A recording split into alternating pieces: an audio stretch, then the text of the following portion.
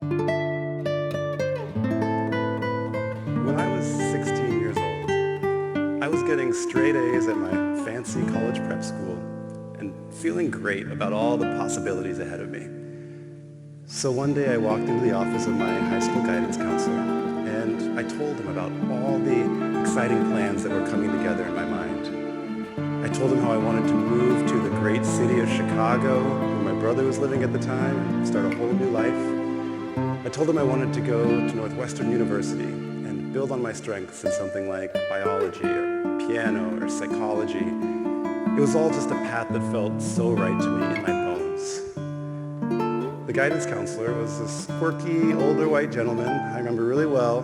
In response, he looked directly at me and he said, "Well, it's a nice plan, a great school, but it costs a lot of money and they don't let older people in." And that was pretty much the end of the conversation. I walked out of that office knowing I had a lot of other support in my life. I put the conversation aside and kept moving forward, but it stuck with me.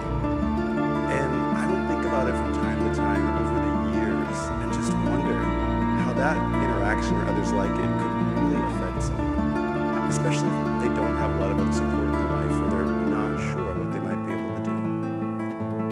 So I kept going. I followed through with my plan. It worked out really well for me. I continued on to grad school in psychology, and eventually I found myself fixated with studying the lives and life paths of young people. And in this work, the problem I've come to recognize is that people are constantly made to feel smaller than they might otherwise become by the people and the systems around them. And this really matters because it holds us back from seeing and reaching who we might be. My colleagues and I have also found, however, that key messages at critical moments can keep people inspired by possibility.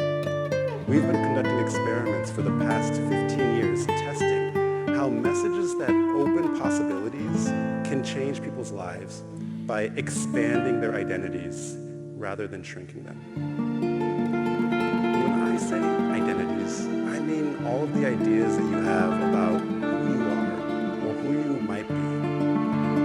This includes the groups that feel really core to who you are, which we call social identity. Like your family can be a part of your identity, or your race, your ethnicity, your economic status. But identity is more than just all these ideas about who we are right now. It's also your ideas about who you might become in the future, which we call future identity. And all these different parts of identity are constantly being shaped by the environments that you find yourself in, by the things that you go through, and by the messages that you take in. These messages can either shrink your identities and make you feel smaller, or they can expand your identities to bring more possibilities within reach for you to then make towards. So to make all this as clear as possible, let's imagine together a specific 11-year-old kid. Let's give him a name. We can use my brother's name and call him Reggie. At the age of 11, Reggie's moving from being a cute little kid to a preteen who's got good friends, loves his family. And when he gets asked that question, people always seem to ask, what do you want to do when you grow up? He actually has a pretty solid image coming together in his mind. He is growing up in a modest apartment, but he loves beautiful homes and has an eye for how they're designed and constructed. And he likes math, so he sees himself becoming an architect and designing homes all over the world. At the same time, he's starting to learn more and more about the barriers in his way to reaching that possible future identity. Everything he's going to have to accomplish, all of the money it takes to get there. It's this part that we wanted to tackle in our research. So we've run experiments testing how kids like Reggie react or respond to messages that open or close possibilities. How does that change what they imagine for their own future identities and what they actually do? So let's say somebody comes into Reggie's classroom one day with a message to share. And this is just like we do in our experiments. It's something like, yeah, college can cost a lot of money, but there's this thing out there called need-based financial aid. There are these resources and opportunities to help you get there. Tuition can be really low or even free if you set yourself up to get to the right places. Our experiments show that getting that message changes how Reggie responds to the question of what do you see yourself doing later in life. All of the possibilities that probably require college college, like becoming an architect, become bigger in his mind. And he becomes 30% more likely to see that for himself and give that type of response, compared to if he just gets a message saying, here's the cost of college in the story. What's really interesting on top of that is that the message that opens possibilities does more than just change what Reggie imagines, it changes what he actually does to get there. Our experiments show that after getting that message, he plans to spend twice as much time on homework the following night. And he ends up 7 times more likely to actually complete and turn in a real assignment that the teacher hands out the very next day. So this is all when he's just 11 years old. So let's follow this a little bit further to when he's now 15 years old.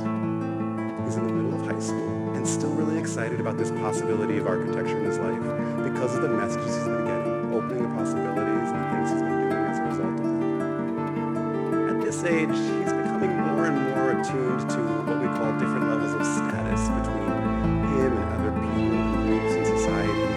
Who seems to have more stuff, have nicer clothes, more expensive homes. Ultimately, he's picking up on whose lives and identities seem to be setting them up for all this success that everybody seems to want. So what we wanted to know in our studies is how are the messages that he's getting at this point about his own identities, who he might be now or in the future, changing the extent to which it feels still worth it to keep working towards this long-term goal. So let's say somebody comes into his high school classroom with a message to share. It could be a counselor or a teacher. Again, just like we do in our experiments. But this time it's a message specifically about his identities. It's something like, you may be noticing that there are some people in groups in society who seem to have more money or seem to be better set up to succeed in life. But actually, those people and groups that are seen as having less and having to work more for things, they gain some specific advantages because of that experience. That type of social position leads people to develop all sorts of strengths and skills and perspectives and connections that are really key to contributing to school and society. What we find and replicate in multiple experiments is getting that message that you might be a person with special strengths because of your identity leads Reggie to feel better about who he is and his chances in life. And this is above and beyond just some general positive you can do it type of message. It's the specific connection between his identity and those strengths that's especially powerful. For example, he starts to reflect and he realizes that he has to work a lot to help to contribute to the family. He has to take care of his brother all the time while his mom is working late, so he's become really good at time management and still getting everything done. It's these types of realizations as a result of the message that lead him to have a significant boost in his self-esteem compared to if he didn't get that message. But it's not just that empty self-esteem. What's again interesting is that he becomes more inspired.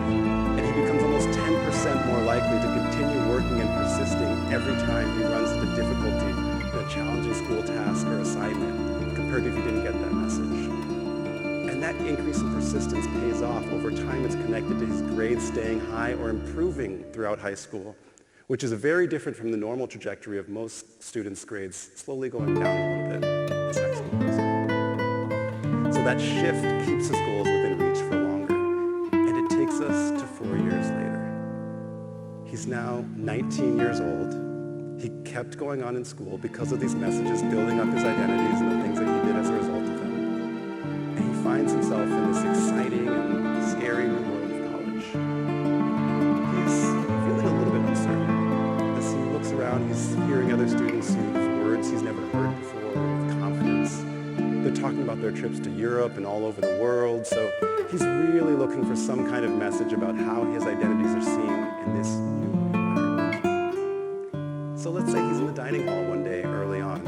He doesn't know a lot of people yet, so he overhears a group of older students sitting nearby, and they happen to be older students coming from a wide range of backgrounds. And he hears them talking about the financial aid they're receiving and how they feel supported at the university.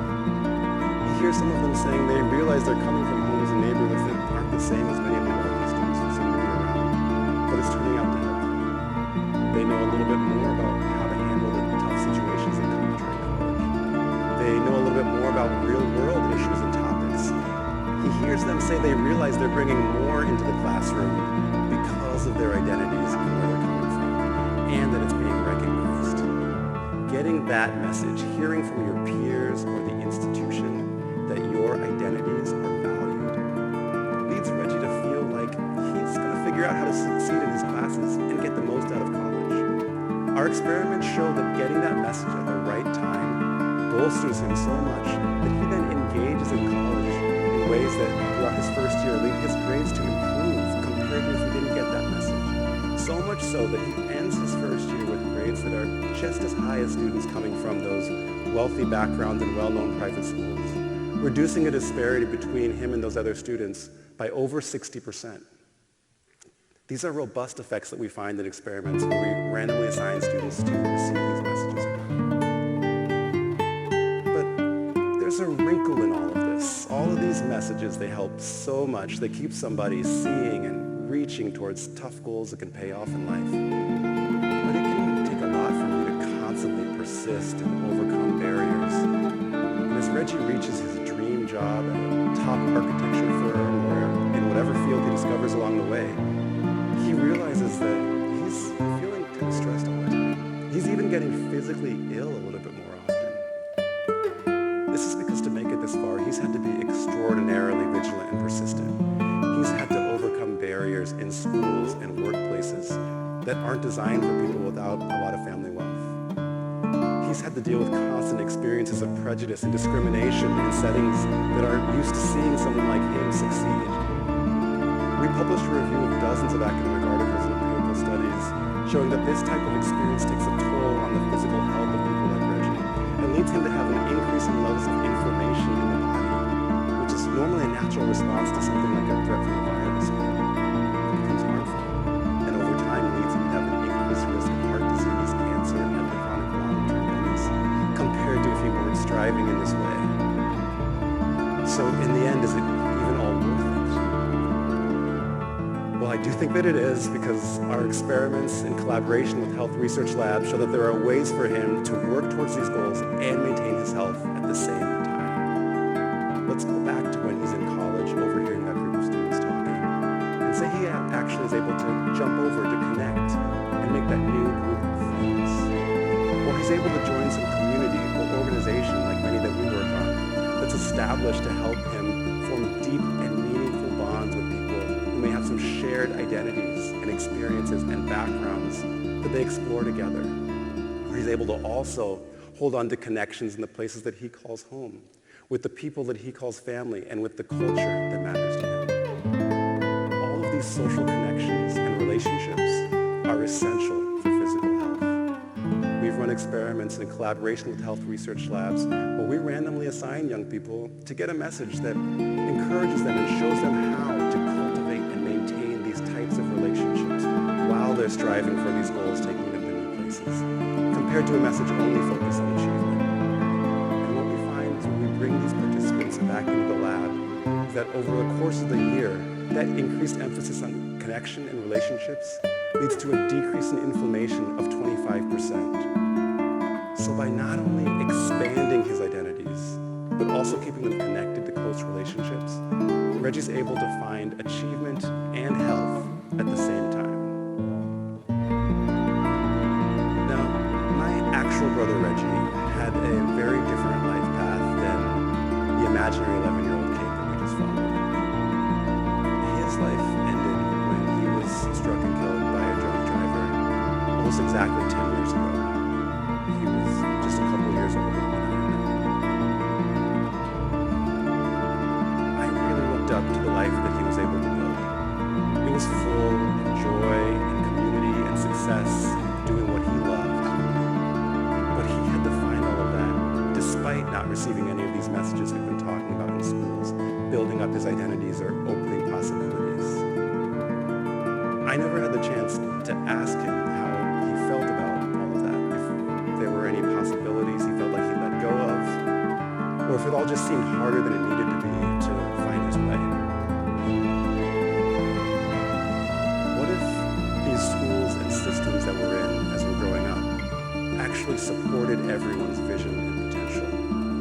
What if they actually encourage people to see that there is a path to the goals that they're working towards, and that there are ways that the circumstances of their lives, whatever they may be, are setting them up for success as they see it, building up their identities rather than shrinking them. These types of messages can be embedded in the ways that we teach important and challenging topics in areas like science, language, math, the arts, history. They can be central to out-of-school activities like mentoring programs and enrichment programs. These messages can be backed up by the policies that are necessary to make the financial resources that you need to reach these goals actually available for every kid without taking on crippling debt. In the meantime, as we continue to push for the systemic changes that would be necessary to make these types of messages just feel common, we also each have power as individuals. I'm thinking about you as parents, as coworkers, as leaders, as friends. Taking the time to show someone that you see who they are, you see who they could be, and that there is a path to the life that they're imagining for themselves. That message from you could lead someone to hold on to what keeps them going for just one